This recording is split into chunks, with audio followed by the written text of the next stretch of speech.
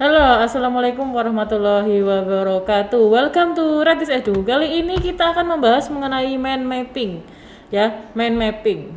Ini kita langsung ke channelnya Radis Edu aja karena di sini channel yang membahas tentang materi simulasi dan komunikasi digital dan materi tentang produk kreatif dan kewirausahaan. Seperti itu. Nah, kita cek mengenai mind mapping, kita coba videonya, kita lihat mind mapping.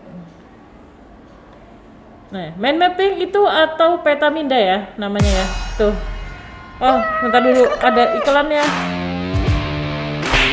Ada iklannya, bentar. Skip. Oke, skip. Nah, di sini. Ya. Peta minda atau mind mapping atau pemikiran di dalam diri kita. Seperti apa contohnya? Ini contoh sederhana mind mapping atau peta minda. Kita akan nah, ya, peta minda atau mind mapping dilihat di situ tuh, iya, ini tuh peta minda. Nah, ini dia peta minda. Itu merupakan sebuah peta konsep ya, atau suatu ilustrasi grafis yang konkret yang dapat menunjukkan bagaimana suatu konsep berhubungan atau terkait dengan konsep-konsep lain yang termasuk kategori yang sama. Terus selanjutnya, asal peta minda dari mana sih gitu ya? Asal peta minda atau mind mapping dipopulerkan oleh Tony Buzan, yaitu orang dari Inggris pada tahun 1974 dan merupakan seorang penulis dan bintang film. Terus selanjutnya, manfaat menurut Tony Buzan. Yang pertama, peta minda manfaatnya untuk apa sih gitu ya? Yang pertama, untuk merangsang bekerjanya otak kiri dan otak kiri kanan secara sinergis, terus membebaskan diri dari seluruh jeratan aturan ketika mengawali belajar. Terus yang ketiga, membantu seseorang mengalirkan gagasan tanpa hambatan. Terus nomor 4, membuat rencana atau kerangka cerita. Nomor 5, mengembangkan sebuah ide. Nomor 6, membuat perencanaan sasaran pribadi. Terus yang nomor 7, meringkas isi sebuah buku.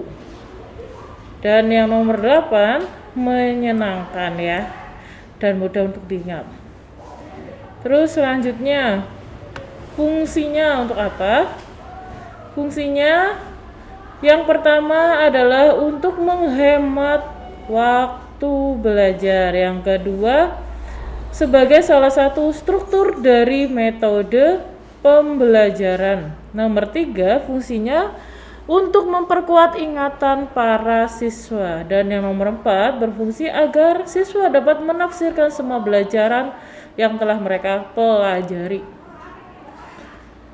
Terus setelah mengetahui fungsi, ini lanjut ya, fungsinya nomor 5 itu mempermudah melihat gambaran keseluruhan. Nomor 6, membantu otak untuk mengatur, mengingat, membandingkan, dan membuat hubungan.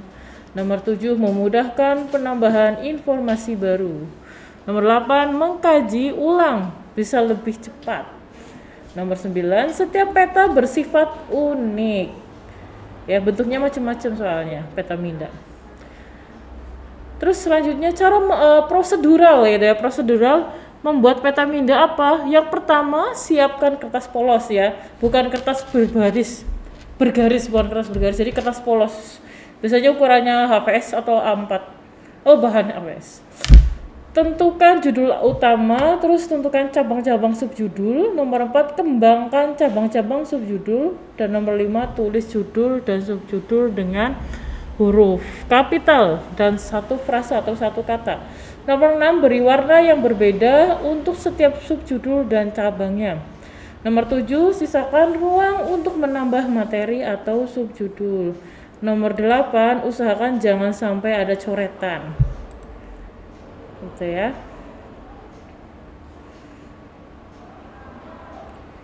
Terus selanjutnya jenis-jenis peta minda apa aja sih? Nah, ini yang pertama bubble map ya. Bentuknya seperti apa? Jadi bubble map itu pusatnya di tengah sini ya. Ini sebagai temanya, terus ditarik garis ke sini, ini adalah subtemanya masing-masing. Gitu. Adalah salah satu mind mapping yang umumnya menggunakan kata-kata deskriptif dan penjabaran dari setiap konsep. Terus jenis peta minda berikutnya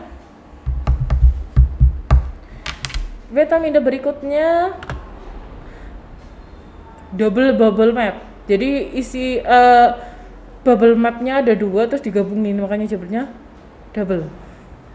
Seperti itu. Terus selanjutnya circle map, bentuknya melingkar ya. Ini melingkar. Skema berbentuk bulat, di dalamnya berisi berbagai konteks pengetahuan. Terus selanjutnya brush map atau peta bersambang. Nah, ini yang sering banget kita gunakan sih sebenarnya. Nanti kalian juga bisa coba di rumah. Jadi misal ini contohnya ya, ini contoh tema utama jalan, tema utamanya mind maps. Mind maps terus bercabang, ada paper, ada use, terus ini ada lines, ada style, ada structure. Ini hanya contoh. Jadi dari tema utama terus ditarik per subtema dan diusahakan tulisannya itu setiap subtema itu warnanya berbeda dan menggunakan huruf kapital. Jangan pernah menggunakan warna kuning, karena kan itu kertasnya putih.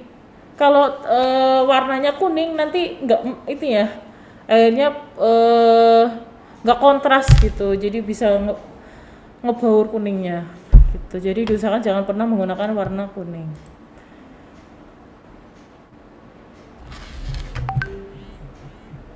Terus yang nomor 5, tree maps, bentuknya seperti pohon. Nah, ini bisa dilihat ya, bentuknya seperti pohon.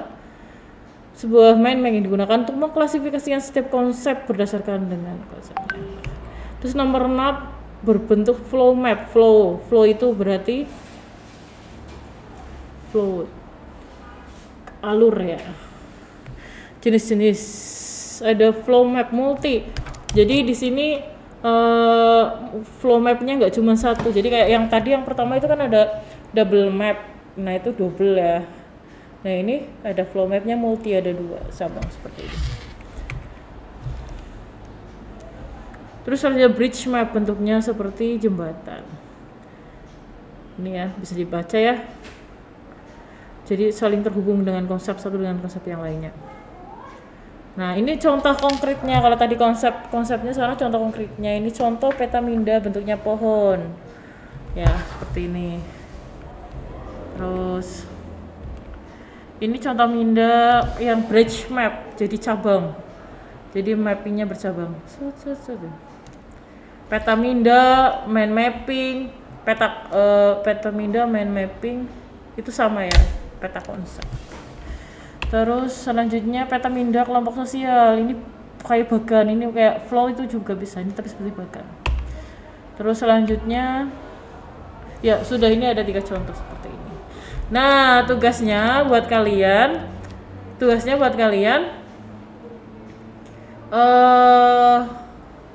kalian buatkan mind mapping. Bisa, tadi kan ada banyak jenisnya ya, silakan kalian boleh lah, terserah ya. Kalau yang umum ya mungkin kayak bridge map atau modeling pohon, konsepnya temanya itu tentang ini aja deh, temanya tentang kegiatan kalian pada hari liburan atau kegiatan kalian di rumah dari pagi sampai sore. Itu juga bisa dibikin mind mapping. Itu yang pertama. Atau mau milih tentang mind mapping itu sendiri, jadi mind mapping sebagai tema utamanya, nanti ada manfaat, ada fungsi, terus ada jenis, kayak gitu juga boleh. Jadi ngerangkum ini aja, ngerangkum materi mind mapping ini ya, dirangkum dengan metode tadi ya, dengan cara mind mapping kayak gitu. Oke, gitu aja materi mind mapping kali ini. Silakan kalian kerjakan tugasnya. Nanti kalau misalnya ada pertanyaan bisa kalian di